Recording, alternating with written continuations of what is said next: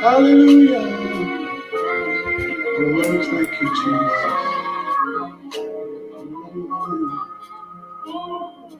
Thank you, Lord.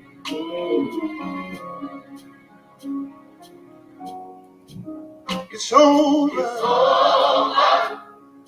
It's all right. It's all right. Oh, yes, it is. Somebody wave your hand and say, it's over.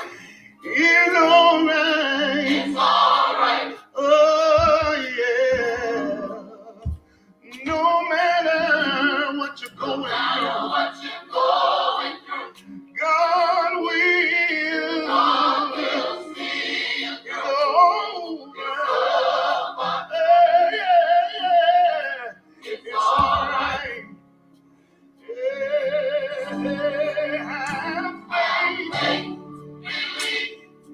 It's all right. It's all right. I know you may be sick in your body, but have faith and believe. It's all right. It's all right. No matter what you're going through, I know God will. God will. Yeah.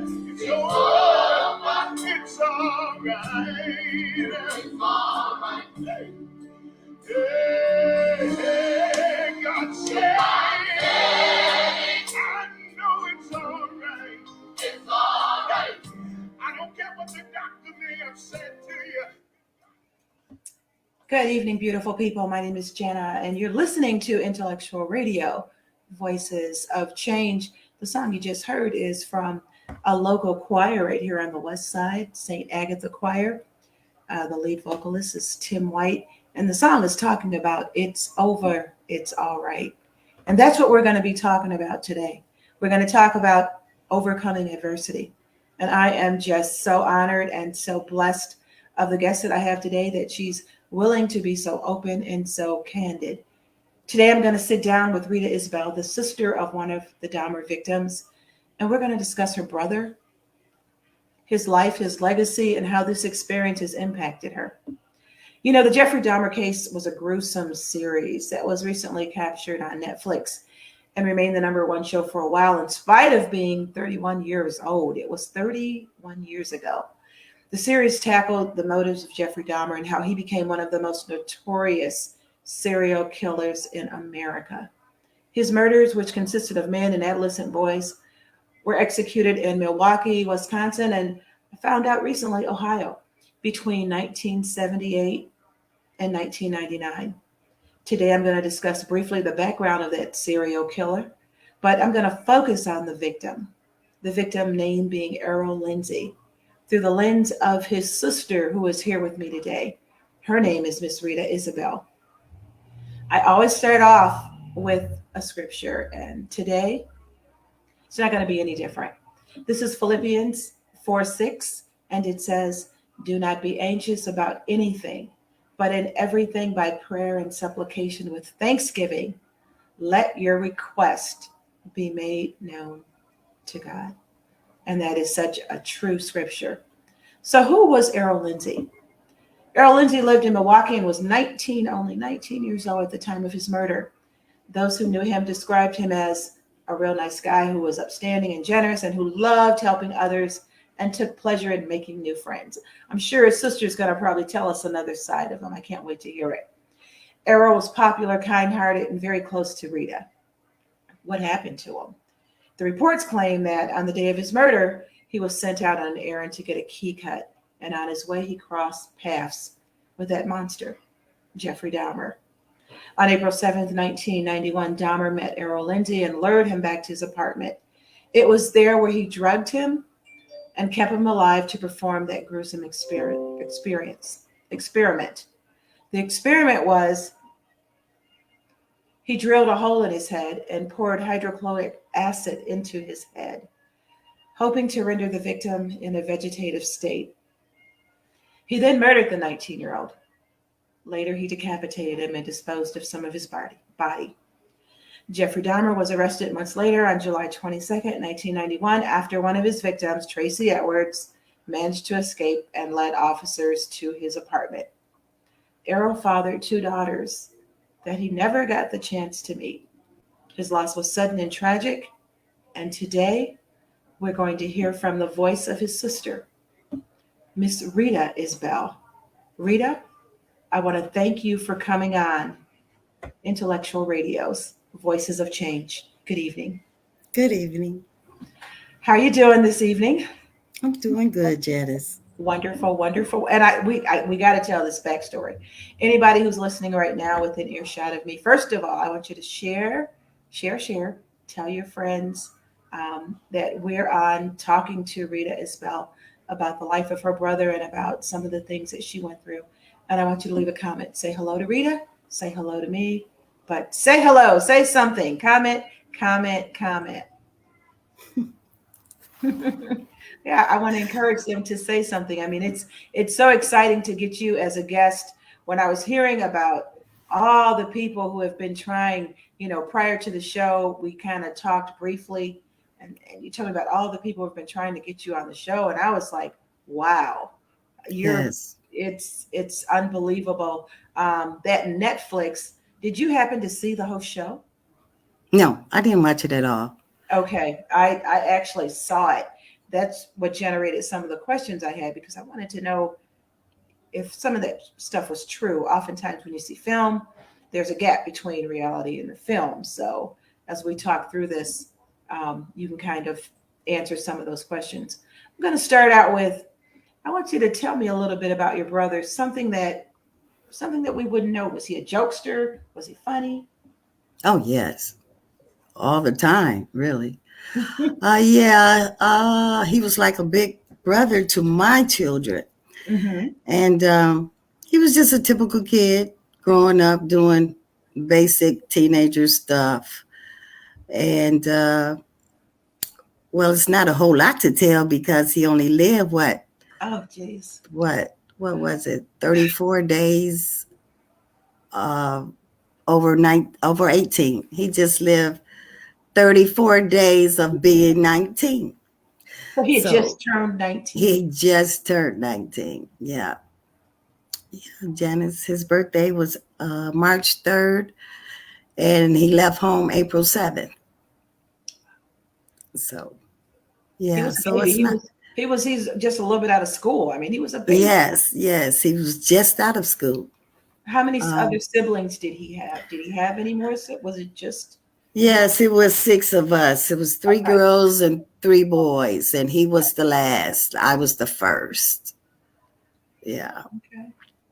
And as you go back and think about him, what was your fondest memory of him? Oh. Come on, tell the story. We got in some trouble together.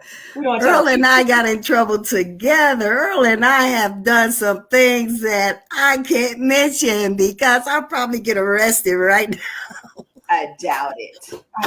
Wait, I got to tell you a backstory with this. Why I'm saying I doubt it. It's only because I had the honor and the pleasure of knowing Rita in high school. And this girl had she still does, the highest, most beautiful cheekbones. I would try to suck my face in like this so I'd get those cheekbones. She was always them cheekbones.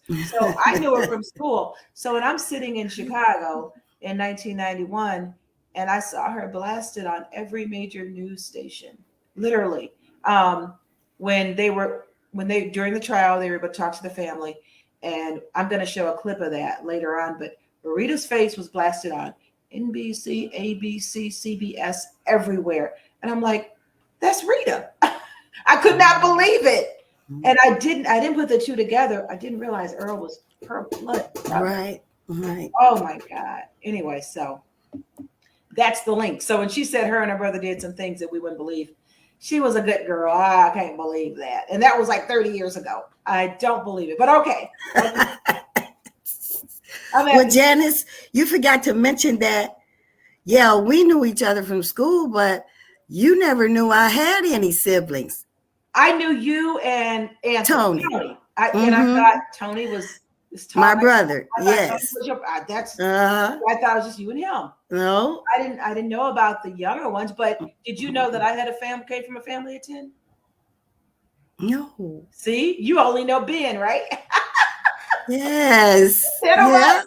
Yeah. Yep. See, so it that's just how it was. But we were in a close knit community, and everybody was kind of we were just talking about how different it is. But then again, the world is different. The world is different, and it started being different a while ago, and it's not getting any better. No. So no. Now, Errol. Okay, now here's a question. I'm hoping that's not too sensitive. Errol was grabbed by Dahmer in the movie, and even when you read about it, they always said that Dahmer just was attracted to or was able to grab men of color that were homosexual. Right. Well, your brother wasn't homosexual. No. So I want you to, first of all, did he have any children? Tell me about his kids. My brother? Yes, Errol. Yes, he had pregnated 2 different ladies. I'm not sure if he knew that they were pregnant, because I know the one that I'm very close to, she was born 6 months after he was murdered. So she was 3 months pregnant. So I'm not sure if he even knew. He probably didn't at 3 months, and he never lived to even. Right. And then as far as the other one, I just found out about her maybe 5 or 6 years ago. Mm-hmm. So I really can't tell you much about her. Okay. But she said her mom told her that Earl was her father, so that's what I have to go by. Okay. And Earl was living with me in Cleveland, Ohio before this happened. He had just made it back to Milwaukee like 3, maybe 4 months before this happened. And he was at home, minding his own business, from what I was told. Now, Janice, I'm still getting bits and pieces of what happened from maybe 3 months ago up to this date. I'm still finding out what happened. Who are you getting the bits and pieces from? My younger brother. He was there. He said, I was there. I know exactly what happened. Well, tell me what happened. Sit him down and say, what happened? Tell me what happened. He said, Earl had got his paycheck, so therefore he was working. He got his paycheck, he cashed it, and he went to go buy some marijuana. And he was going to call himself going to flip the marijuana to make, how do you say that? You buy the marijuana and sell it so you can flip it and double your money. Right. That's what they're doing. Yeah. So my sister asked him for a bag of weed. I can't tell you everything because that's in the book. No problem. She wanted some marijuana. I can't tell you why she wanted the marijuana, but he told her no, he couldn't do that. So just like that, she said, get out. She put him out for a bag of marijuana. So my brother told me he gathered up his things and went upstairs to the neighbors. There was some friends of his that lived upstairs, I think with their parents. They took him in and they gave him a key to go get cut so he could go and come as he pleased when they wasn't there. Mm-hmm. So where he lived, the key shop and Jeffrey Dahmer is all right there together. All right there together. So the path that he took to get the key made, the porn bookstore was next door to the key shop. Okay, so it was a porn bookstore. Next door to the key shop. Okay. Jeffrey Dahmer was standing on the inside of that doorway of the bookstore. So Earl had to pass that bookstore, which was next door to the key shop. Okay. And Jeffrey himself told this story. It's in the transcripts. He said, as Earl was passing by, he approached Earl and said, would you like to make extra money doing odd jobs? Okay. After this just happened in the house, you know he's distraught. Mine is everywhere. You just got put out of your home. He wants to make some money, obviously. He wanted some extra money anyway. And I'm sure he hadn't ate that day. And then Earl told him, wait a minute, I'm going in here and get this key made. And when I come out. So he came out of the key shop. Jeffrey Dahmer told my brother, you have to come back to my apartment with me for more details. He lured him. Yeah, he lured him there. Mm-hmm. And the thing about this is, where this area is, he was out of place anyway, Jeffrey Dahmer. This place, heavy traffic, drug addicts, all black people. It was like in the hood, an all black hood. It was the hood, the pure hood. And you know you got to be out of your right mind. And you white. And you white hanging out over there.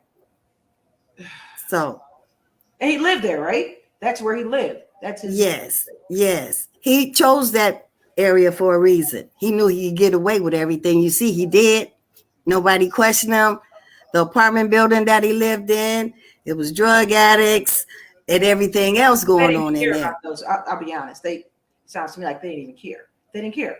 Because in the movie, it talked about this lady who they said lived upstairs or downstairs. Or no. Okay, talk to me. No, she was a neighbor across the street or next door somewhere. Right. That's the lady that kept calling the cops. Mm-hmm. Yeah. Yes. And did that lady really keep calling the cops? Yes, she did. Yes, she did. And they totally ignored her. Basically said, mind your own business. Yes. Most of the movie is true. Okay. Most of the movie is true. Little minor stuff, but most of that movie is true. Out of all the movies that was made, this was the most gruesomest movie. Yeah. It was making people sick. They were throwing up. They were crying. They was having nightmares. Why would you do that? But anyway. You know what? But then there's a whole nother group of people that want to have Dahmer costumes with Halloween coming up. Yeah, well, it's more devils in the world than you know this. I told you yesterday when I was talking to you. They're so devilish, Janice. Okay, when the movie first came out, the media couldn't find me.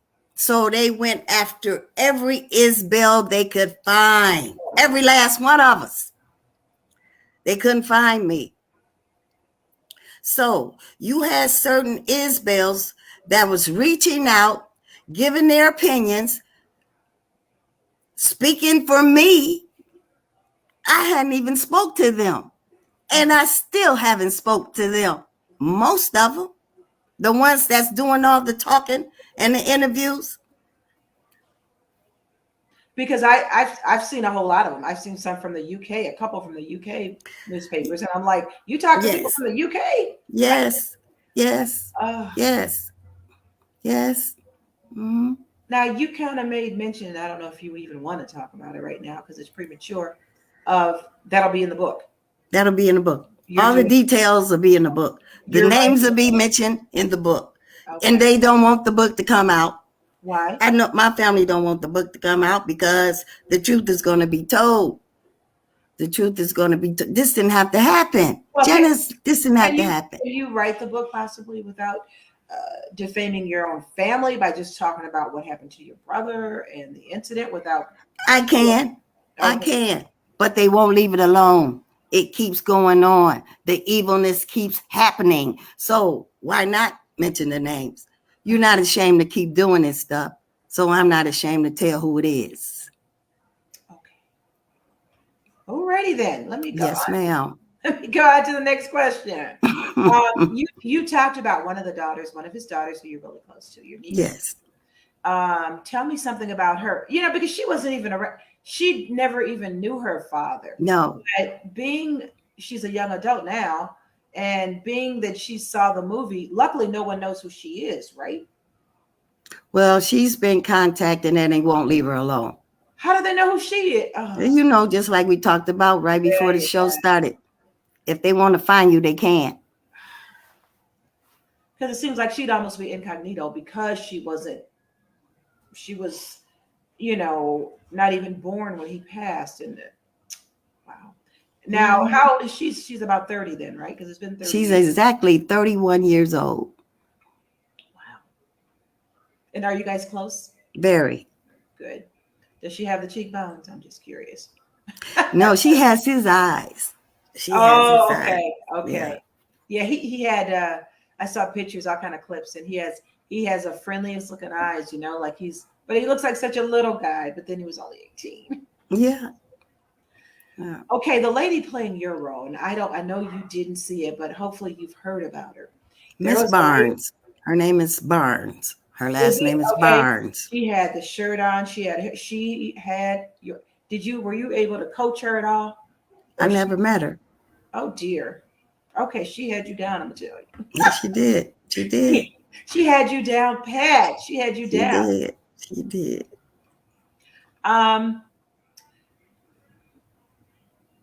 Often films don't depict reality. And you said, you've already kind of answered this because I asked you, was a Netflix show factual? And you said, for the most part, it was. There were a few minor inconsistencies, but for the most part, it was. Mm-hmm.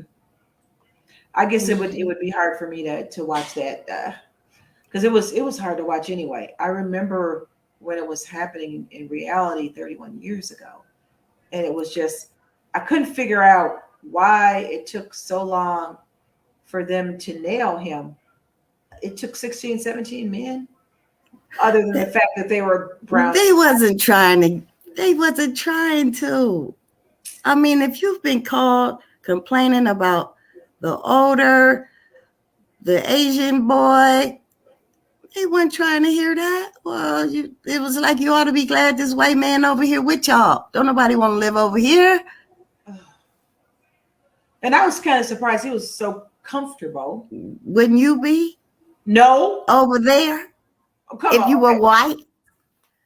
He wasn't afraid of nothing. All he knew was when he got a hold to anybody, he was going to butcher him up. Oh, and let's not forget about this part, Janice. When he did drill the hole in my brother's head, my brother woke up. He woke up, Janice. They didn't tell that part either. He woke up and said he had a headache. He had to kill him then. Yes, Janice, it's so much that I have to tell. You mean? Yes. Poured acid in his head. Yes. And he woke up. Yes. Mm-hmm. No, I didn't see that anywhere. No, you're not going to. It's in the transcript. Wow. Yeah. So, to the best of your knowledge at this point, that's what happened to your brother. Dahmer kind of lured him over there, pretended to have some kind of day work for him or something. Yes. Yeah, that's what happened to him. And wanted to use him as an experiment, as a guinea pig. Well, after coming out of the porn store, his hormones was all over the place, raging all over the place, that he was ready for his next victim. So that's what happened. And Earl just happened to be that victim. He just happened to be at the wrong place. Yes. Because from what they were saying, the early Dahmer was a freak anyway. He would be dating with mannequins and animals and doing all. He was so. They should have known. It seems to me that he had problems all his life, and they just grew and grew. His father tried to send him to Ohio State. Then he went to the Army. Then he went here. I mean, I know parents do as well as they can, but that boy was a monster. He'd been a monster. He was just a monster. I think the father knew he was just trying to get rid of him the best way he knew how at that time. He didn't want to deal with his issues. Just go away. Here, you can have the house. Here's the car. Here's the money. Do what you want to do. Just stay away from me. And his grandmother, apparently he stayed with his grandmother for a while. She put him out too. Yeah. Now, when your grandmother put you out, you pretty bad. Mm-hmm. He did something crazy, and she suspected something too. So there was quite a bit going on. Yeah. Yeah. Why do you think, this is just your opinion, why do you think he targeted men of color? Well, brown and black men. Well, Janice, Rita. What do you think? What do you think, Janice? I think in part because it was easy. He wouldn't get caught quick. He was racist. He had all of those. All those things. All of those things. All of those things. Yeah. Yeah. Okay. And why do you answered this one too? I have, why do you think it took so long to find him? And you answered. Yeah. For the trial, the actual trial, because that's when I saw you on television. For the trial, were all the family members there of all the victims? Did you get to meet each other? Did you know each other? Did you build a relationship with them? We got to meet them. We built a relationship. We met every day after the trial. They had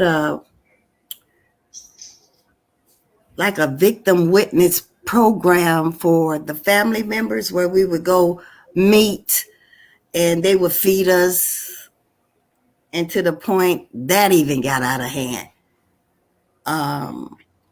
They were fighting each other there. Who were fighting each other? The family members. They were making fun of each other. It was crazy. The family members? Yes, it was crazy.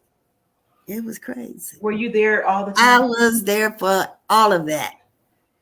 I was there. And it was making me sick. It really was. Yeah. Did it kind of tick you off that they appeared to show so much reverence to Dahmer, often calling him Mr. Dahmer, as if... Well, that was part of the reason why I said what I said. That was part of the reason why I went last. And another part of the reason was, at that time, I was just as sick of the family members as I was of Jeffrey Dahmer. I was sick of the whole thing. I really was. I was sick of the courtroom, the judge, the sheriffs. I was sick of all of them. You know, it's like a circus in there. It really was. Wow. We're going to play. I'm going to attempt sometime, technology don't work with me, but I am going to attempt to play a clip from there. Let's see, can I get it in here?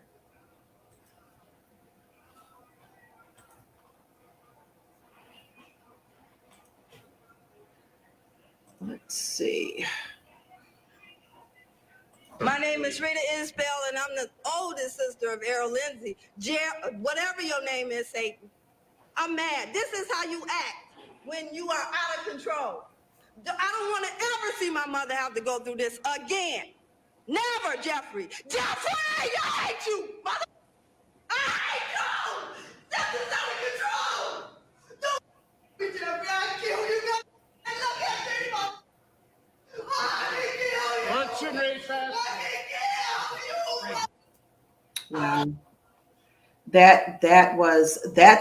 That's what I remember. But what I remember also is he had no reaction. He just sat there. He didn't muscle. He had no reaction at all. No. I think his whole concern was he got caught. That's all that mattered. He wasn't finished. That's all that was. And when I was saying this is how you act when you're out of control, because the whole trial was based on he was out of control. I'm like, how do you be out of control to do those type of things? You have to be in complete control to do all that. Yeah. So that's why I was saying that. I agree with that. Yeah.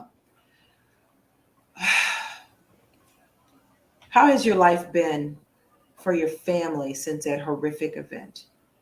Well, I can only speak for Rita. My family, Yes. me and my children. Yes. At first, it was hard. It was very hard for them. Really, it was hard for them. And then as time, my daughter is listening right now. She's on the phone. Okay. And we still talk about him. I think we're the only ones that still talk about Earl. They remember he taught them how to cook. He taught them how to get on the bike and ride on the handlebars. And when he slam on brakes, they fall on their knees. Yeah, they talk about all that stuff. Okay. Okay. Yeah. Wow. Yeah, and they say things like, if he were here today, that my oldest daughter wouldn't probably have the children that she had, because I'm pretty sure he would be beating the boys up. Because yeah, he would have only been, 50. 50 years old, yeah. Yes, yeah.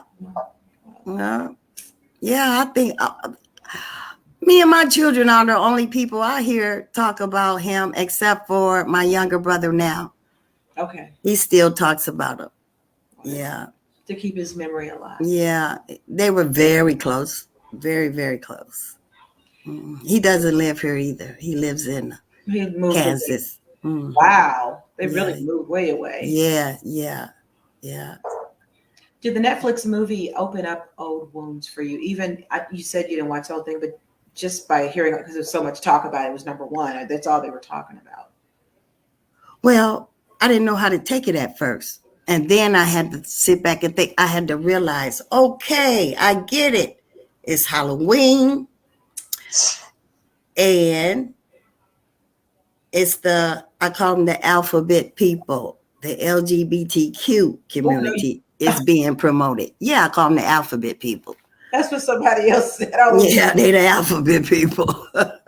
You think they're being promoted through this? Yes. You know that. So, yeah. So it really didn't have a lot to do with the family victims. It was Jeffrey Dahmer committing these horror acts, for horror. The movie, Witch Hunt Season. Right. And homosexuality. So I got that part. I'm well in tune with that part. So, yeah. Okay. Once you're in tune with what's going on, it don't bother you as much. The reasons behind it, which is why they're doing it. But what bothered me was when the family members jumped out there and saying all this other stuff about my family is upset about this, that, and the third. And I didn't know nothing about all that. So. Okay. No. You received tons of media attention right after it happened in 91, because, again, everybody saw that clip that I just showed. And, everybody knew about the whole case and could not believe that it lingered on for so long. You told me about a whole lot of different shows that you were on, and anybody who was an adult 30 years ago would remember these shows. Yes. If you can remember, tell us some of the shows that you were on back in 1991 or shortly thereafter. Okay, I know I did Rolanda Watts for the young community. Don't have a clue who that is. I used to love her. Okay. I think I did Phil Donahue twice, and I was trying to think of that one lady. She was in California. Oh, they flew you out there. Okay. Well, who you say? Rolanda. No, I said Rolanda. Remember when I went to go and see her by myself and you guys did my hair? I'm talking to my daughter. She's helping me remember stuff. I can't think of her name. Okay. Starts with J, and you thought it was Jenny Jones. It was Jenny Jones, but it wasn't her. Okay. Oh man, great. It'll pop in your head. It'll pop in your head. Yeah, and you've been doing quite a few interviews now since a Netflix show. Yes. Since you're one of the only living family relatives. Yes. And I'd have to admit you're the most colorful one. The rest of them were too damn respectful. How are you going to be respectful of somebody who murdered your relative? And some of those, the parents didn't didn't get up there. They were there, but they didn't do the impact statement either. It was some of their siblings too. Okay, so they it was, and some of the parents, they just couldn't do it. They just, I understood that too, but they were there. They could not do it. So no, I'm like, I'm gonna do this for all of us. And you did. For all of us, yeah. Can you tell us, if you can mention it, because I know some of the ones you may not can mention it, maybe in the works. Can you tell us who contacted you recently since a Netflix show to speak on behalf of your brother? You're the only one left. Oh, okay. I know Insiders was the first one, and she told me that it took her a minute to find me. She called me. Oh, yeah, she called my daughter. Oh, my God. Yeah, you called her back. Yeah, she called my daughter, and then my daughter called me, and so I called her back. And then Tamron Hall was the very next one, but Tamron, I love Tamron Hall. Oh, I definitely couldn't do her show. Okay. But and then it was the radio station out of Atlanta, 104.1 KISS, I think. Oh yeah, mm-hmm. Them. Okay. And then I did one in Connecticut. The two guys. It was a link on my page that I didn't. I told that story. Okay. It was podcast. And then I did one. Oh, let's see who else. Who else, Bree? I know I got one Wednesday too. And her and the one you got Wednesday. Wednesday and you and then my niece did one with Insiders, and then Dr. Phil. Yeah, Dr. Phil has been reaching out to her, and she told me a whole bunch of other ones was harassing her, and she won't even get back in contact with them. I told her, if you don't want to do them, don't do them. If they keep messing with you, just give them my name and number. I'll handle it for you. But we are sure you will. Yes. We are, because I'm the one that exposed her, so they have to go through me to get to her. Right. And she doesn't want to do it. She don't. Well, being that you've been, approached by the likes of all of those people, I want to thank you again for taking the time to be at Intellectual Radio Voices of Change. And I know it had a lot to do with our humble beginnings back in the 60s. So I have one last question for you. Sure. And this one is, what is the one thing that you want to share with the listening audience, not only about your experience with what happened to your brother, that horrific event, but also about overcoming adversity and how to handle it? Because in spite of that, you still have such a positive attitude. What do you want to tell the listening audience? Well, I want the listening audience and everybody else who's not an audience. So whenever you're going to see this, always be ready and prepared for whatever's to come in your life, because you don't know. So you just need to always be ready, be prepared. Life is going to throw you some stuff you never thought would come your way. And you have to have strength. Yes. You better keep God first. You see, the devils are out here, and they're not going to leave you alone, and it's going to get worse. Yes. Mm-hmm. Even when you even when we saw the clip, you said something about, I think you called him Satan. Yes. I think you did. Yeah. I think you called him Satan. So we want to thank you. We want to thank you so much for being on the show. It has been a true pleasure and an honor, and it's so good to always reconnect with old friends. Yes. And keep me posted, please. You mentioned, I don't want to let the cat out the bag. Go ahead. You mentioned a book. Yes. You get that book done, let me know. I will. Yes. I'll have it on here. I'll do whatever I can to make sure those sales go through the roof, because you deserve, your story needs to be told. And you also need to put in there how you still have this beautiful attitude in spite of all that. Yes, I had to learn how to have that attitude all over again. Yes. You learned it. So Rita, thank you so much. We're going to be ending our show just a wee bit early today. I want to invite everybody back. You have one more thing to say? No. I thought I figure. I want to invite everybody back next week. We will be on next week. Can you believe I've been doing all these consecutive shows? We'll be on next week, same time at 6 p.m. Central Standard Time, right here on Intellectual Radio, Voices of Change. You guys have a blessed week. Take care of yourself. And remember, challenges will come, but as Miss Rita said, we can overcome. Thank you so much, Rita. Take care of your children. Oh, yeah. Yes. For real. Yes. All Keep right. your children close and don't trust everybody in your family. I'm telling you. What? Yes. Yes. Okay. Yes.